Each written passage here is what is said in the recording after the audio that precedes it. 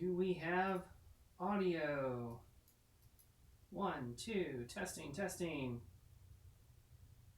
Yes, we do.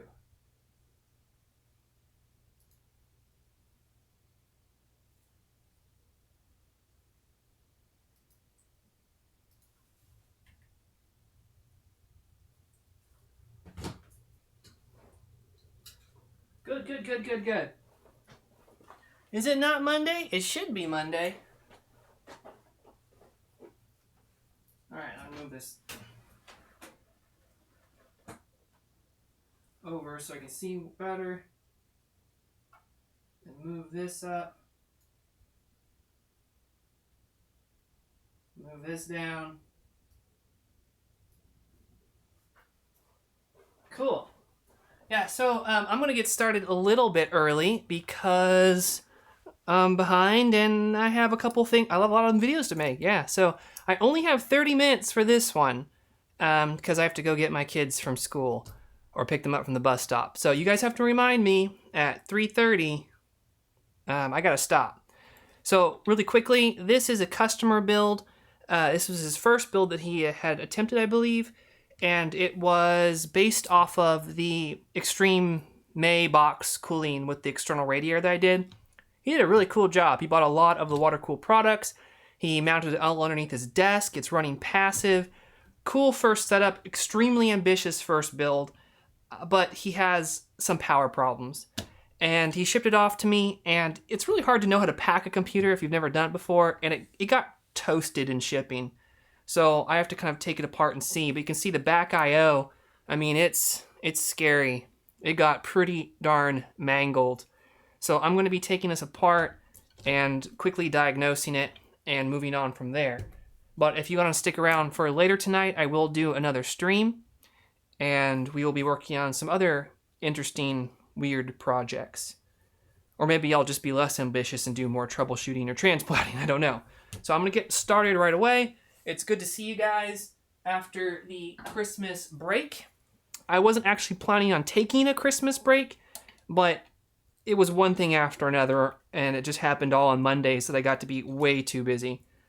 So, sorry for that. I like to be consistent, at least in these shows, but what can I say? To get this out, I'm actually probably going to have to take the case apart if I can, because as you see, the GPU has been just jammed in there, cockeyed. It's messy. So let's see what I can do. I gotta strategize how to even start this. I guess I will do things the old-fashioned way and just start by unplugging cables. So I hope you guys are enjoying your Christmas. I am Catholic, so Christmas lasts a very long time. It's 8 days after Christmas Day, and then we had the Feast of the Epiphany, which lasts a long time after that. So I get to celebrate Christmas for a long time, which is fantastic. But we are more than halfway done now, and I'll have to take off the Christmas lights and stop playing Christmas music, which will make my wife very, very happy. Because one day of Christmas music is way too much for her. All right.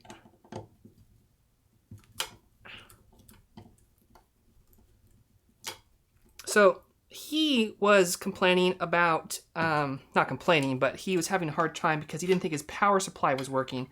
This is the G-Unique power supply, but we're going to have to figure out what the issue is here, because he got super ambitious with the GPU and how he went about mounting it with all the liquid cooling.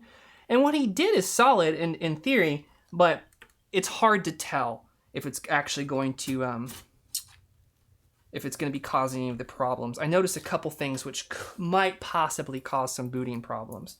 So I'm hoping that it will be something simple.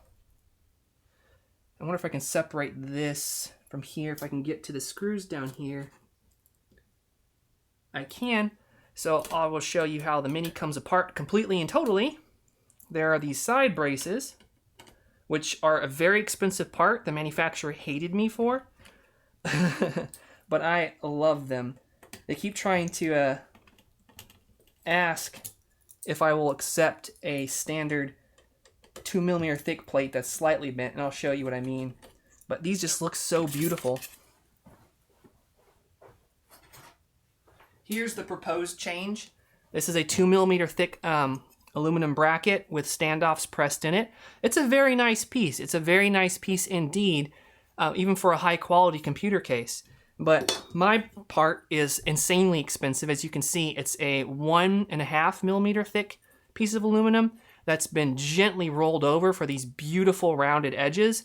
That also allows me to thread the inside and have these little holes so you can actually flush mount really tiny screws through it for mounting like the power supply, or use M3 screws and directly mount a power supply that has tab mounting brackets.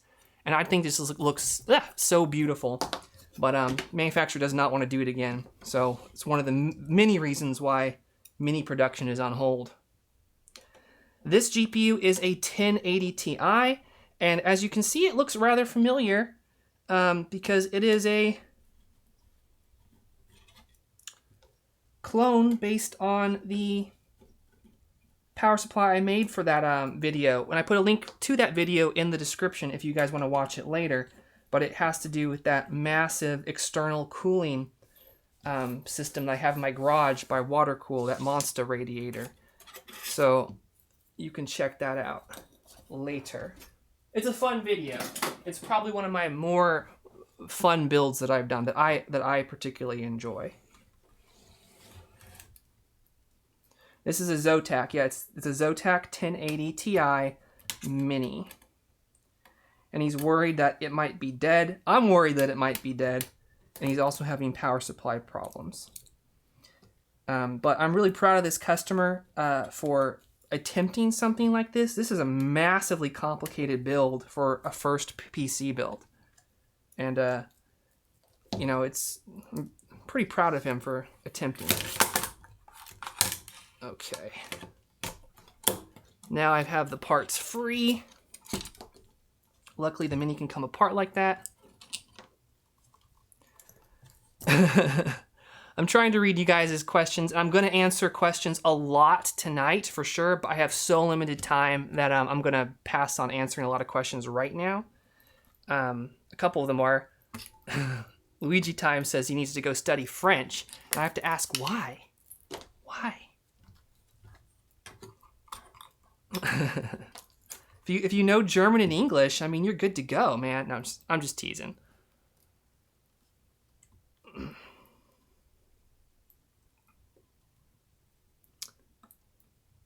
Manuel asks a great question. He says, why is the Mini not in production right now? And says, greetings from Switzerland. Awesome.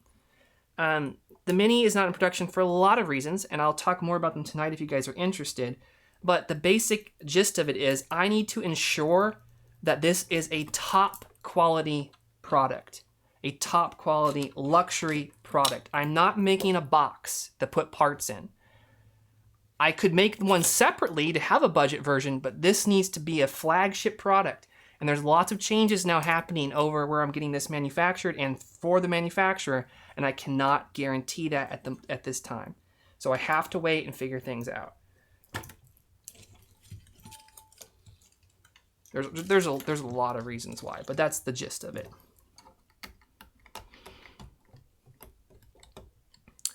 Somebody asked up above about the 2060 Mini. I'm excited, or 2060. I'm excited to test it out, but until I actually test it, I don't know. I'm not very happy with the 20 series or RTX or whatever they call it.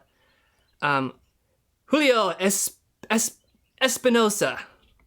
Sorry for butchering your beautiful name, but he asked a great question. He's asked, does the 1080 Ti get as hot as the RTX 2080 Ti? And the answer is not even close. The 1080 Ti Mini does not get as hot. It draws way less power, and it's a way better buy right now. So that is what I recommend. I recommend 10 series over 20 series all day long. The only reason I would get a 20 series, I'm not hating on them, but remember, I do small form factor stuff. The only reason I would get a 20 series is if you have a lot of money and you don't care about money and you have some way of cooling those cards and powering those cards. But for the performance benefit that you get, it could make sense for ATX users, right? But for us mini guys, it doesn't make sense. I almost feel like it could be a separate card in the lineup, because it's not murdering these cards in terms of performance. It's just, you know, slightly better. It feels basically like a really overclocked 1080 Ti to me. I mean, it's a really good overclock. It's probably better overclock you can get on most 1080 Ti's, but it's still, as far as heat and power consumption and performance, it just feels like an overclocked 1080 Ti to me. Now, granted, you can overclock it even further, but again, that's the realm of ATX.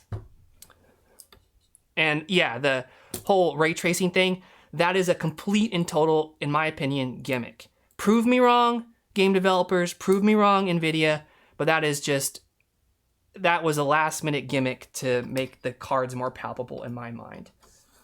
Be absolutely fantastic if it gets implemented, but look at DirectX 12. You know, we were promised the moon with DirectX 12, and we're just now starting to see some tiny benefits in performance, but not any of the other moon parts we were promised. So that's my opinionated response. You asked.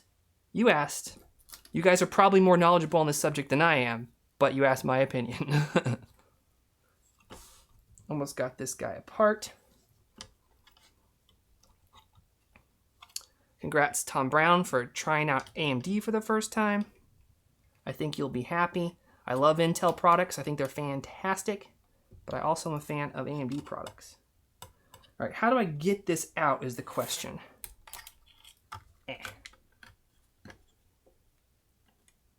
Probably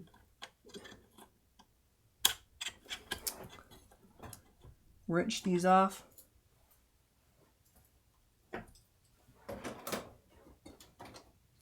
Now, I would actually not use these metal tools to undo it because you can scratch the fittings, but the customer already used metal tools on these, I can tell. I don't think I'm going to add any more scratches.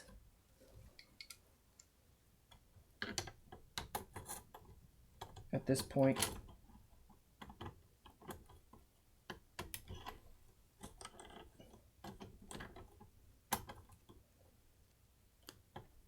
Oh my goodness.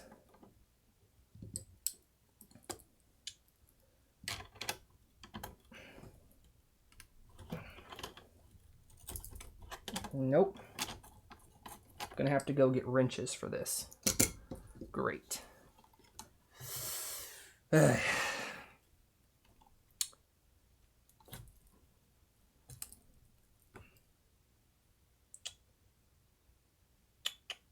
want to keep these together because I want to plug it right into my May cooler. So let me go do that. Where are my calipers?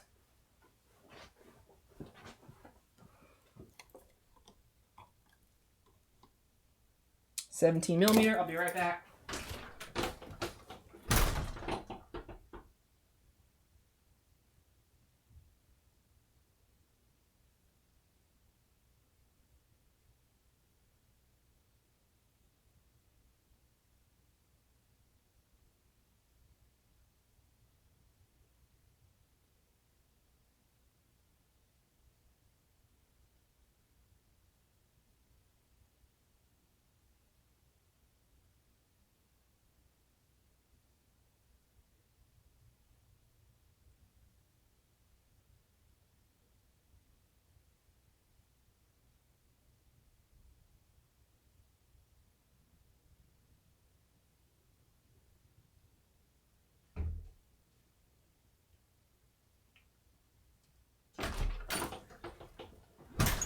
All right.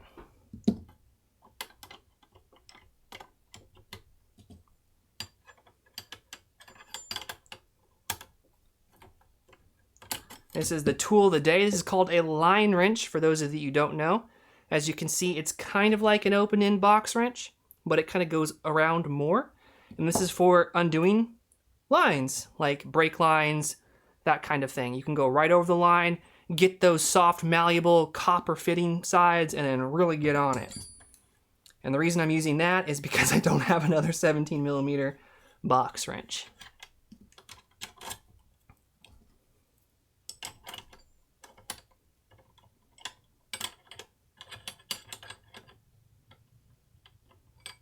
Oh, wrong side.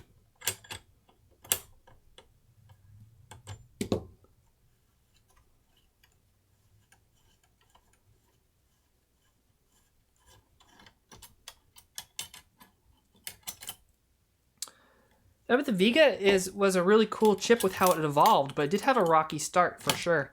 I'm most impressed actually with Apple's use of the Vega. They have great tuned Vegas. I don't know what it is. I can't speak tech, to be honest, but I do have a Mac, and I have other people that have the Vega Macs, and they're impressive how much performance they can get out of them, especially because the Macs don't want to ramp up. You know, they don't want to get really loud and make a bunch of noise, and I could just, they're like this thick, so how are they going to cool them down? I mean, I was given a Vega by Sapphire, and the thing was like this long and this thick, and but very impressive, the tuning that they were able to accomplish. Okay, cool. We got that out. Got some nice metal shadings everywhere. That's the first thing that makes me concerned. But I would not say that the Vega is better than the 1080 Ti, and here's why. Although it's a fantastic performing card and outperforms the 1080 Ti in many different professional applications, and although it can be tuned very well, and although it has excellent DirectX 12 support, it still is not as power friendly as a 1080 Ti, which for small form factor is everything to me. And there goes one of the fittings rolling off the bench. All right, so I want to take a look at this, talk about what's going on here. So the customer decided that, you know what? I want to use slots to place the quick disconnect fittings.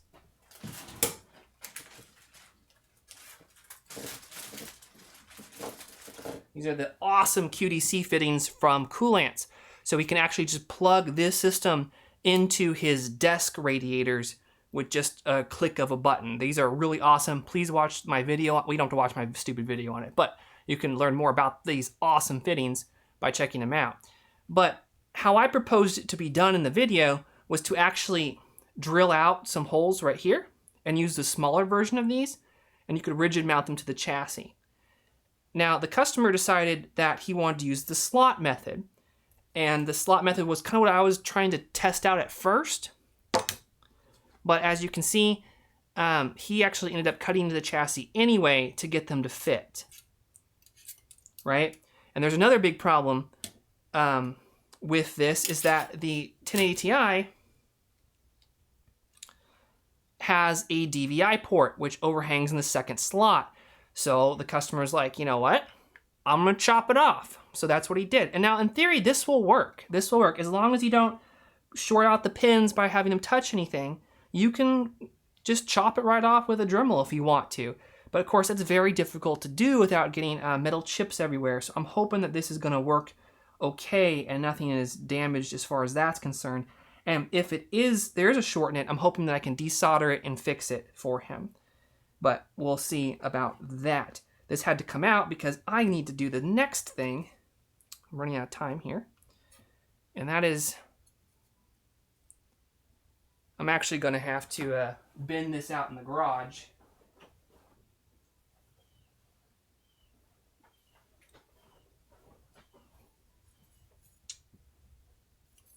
Yeah, I don't know how I'm going to fix that, but it's going to be rough. I'll just set this aside for now. Okay, so let's see what we can do about testing this rig. I think the first thing I'm going to do is unscrew the beautiful heat killer block. I think it's actually probably easier just to mount the heat color block on something else for now. I think I'll do it that way. Heat killer has some really good mounting hardware. And that way I can keep all the tubing and everything all together.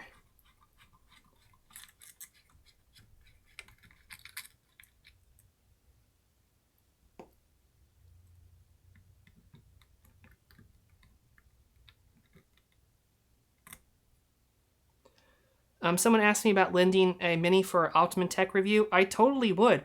I don't know if he likes the Mini or not. I could be misinterpreting that, but he's had an opportunity to talk about it several times now. He's been to SFF Labs Suite with the Mini and stuff like that, and I've commented on his channel about before. So I don't know. I'd be happy to. I think he does quality work. I mean, it's quality. I love his videos. So I would love to have him do a view of it. And it's not because I actually need more sales, because the Mini sells really well already. I already sell out of stock whether I get more advertising or not. But I like having talented people do videos about something I'm passionate about. So Brewmaster asks if I think that G-Skill takes a lot of the RAM market. I don't know about the entire RAM market, but I do know that I love G-Skill product. They make really good stuff.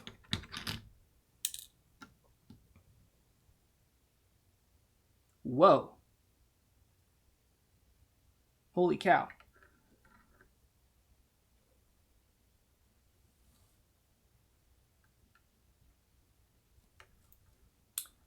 The customer used liquid metal tin, which I don't recommend for this application, on the copper block and the aluminum heat spreader on the Ryzen chip. It did not make good contact at all, and it ate away at some of the plating. So that, at least I'm glad I took the block off and didn't troubleshoot it with the block on. So that's a mistake that you should not make, but it's hard to know what you don't know. And that's one of the reasons I made that video on my dislike for liquid metal. It's not that I don't think it's a performing product, it's that it's so overhyped that it's a buzzword that you hear when you're a first-time builder now going to YouTube. So that's all you hear. There's so much that you don't know as a first-time builder, and when you hear that, oh yeah, liquid metal is awesome, you don't get to hear where you should use it and where you shouldn't so much. And so you can end up hurting your first build, and it's not for first-time users, I don't think. But I can get that cleaned up. Luckily, this has not really been that long. He's had it not this long at all, so no major damage done. But that could be a problem long time over a period of time.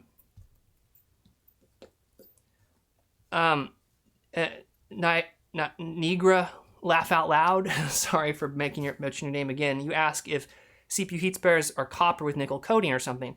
And it's totally fine to use liquid metal for nickel coated or any kind of plated copper, but you don't want to use it for bare copper, especially dissimilar metals, bare copper and like the aluminum heat spreader on the CPUs. Got 5 minutes left. Okay, I have this broken down, and he put the PCIe key in the right way.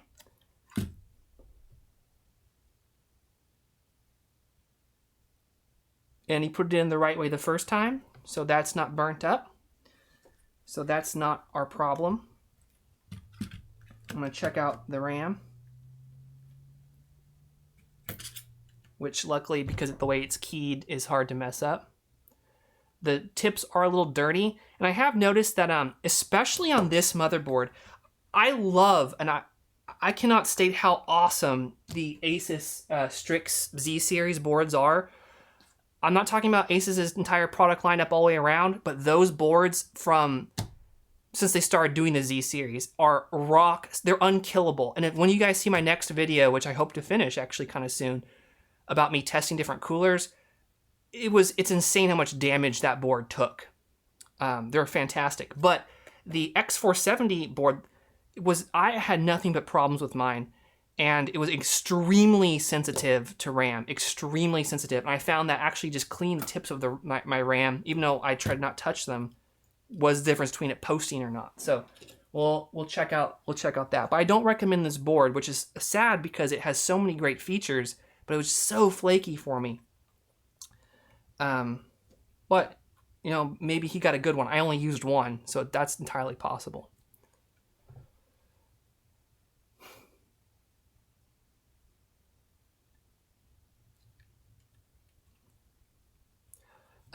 People are asking if I'm sure that the Ryzen heat sink is made out of aluminum. I'm not sure at all what it's made out of.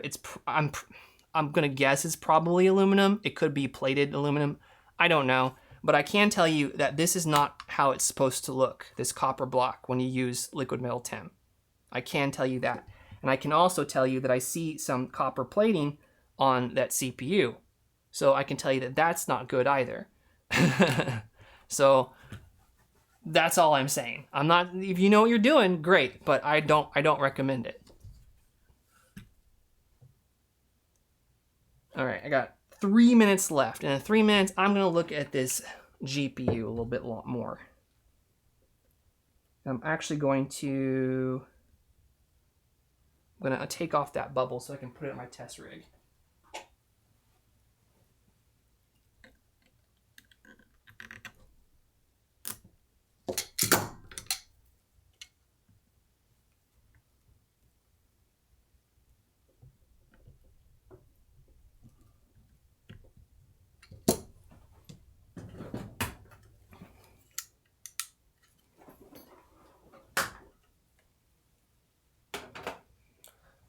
Peter, I'm happy to answer as many questions as you want in email. If you want to email me, I can walk you through it. You can also check out my website, especially the BOMS sheet, the nfc-systems.com/BMOS, which has a breakout of all the hardware I recommend.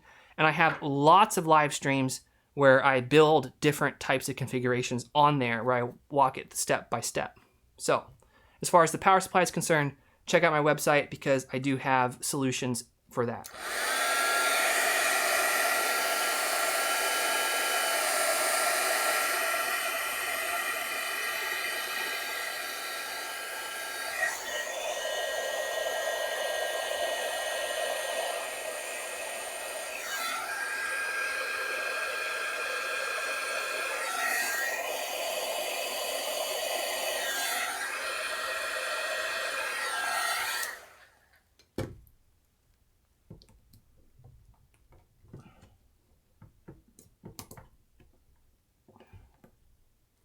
Quarter-inch is so difficult, I'm just going to have to probably cut it. But I do have more of this stuff in my drawer, so I'm not too worried about it.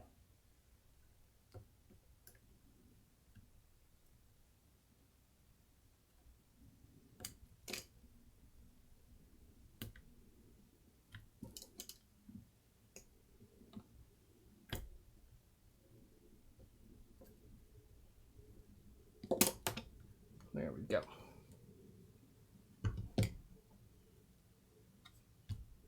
Also, another problem too is if you're shipping liquid-cooled computer around, always drain it and then get an air compressor and make sure you blow out the lines for a good long time. Make sure your air compressor too has clean filtered air, otherwise that'll be very bad. I ruined a computer doing that once because this was not sealed all the way and propylene glycol was everywhere. So I had to clean it all off and wait for it to dry, but that was kind of a big mess. All right, let's see what's going on underneath there. I might take the back plate off to figure out the situation. Ooh.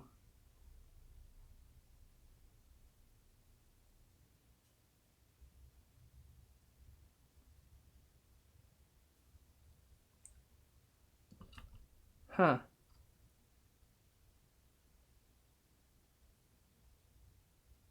I did not provide good instructions for mounting this block because the screws he used to mount it actually tapped into the PCB, which could be isolated. Probably is, but I probably want to take a closer look at that. I don't know. I'm going to throw this on the test bench and see what happens. But right now, it is 3:30, so I need to go run to the bus stop and pick up the kids. But I will be back, and we will pursue figuring this out together. All right. So thanks for joining me for the early setup. And I will see you in a bit at 5 o'clock for sure. All right. Peace, guys.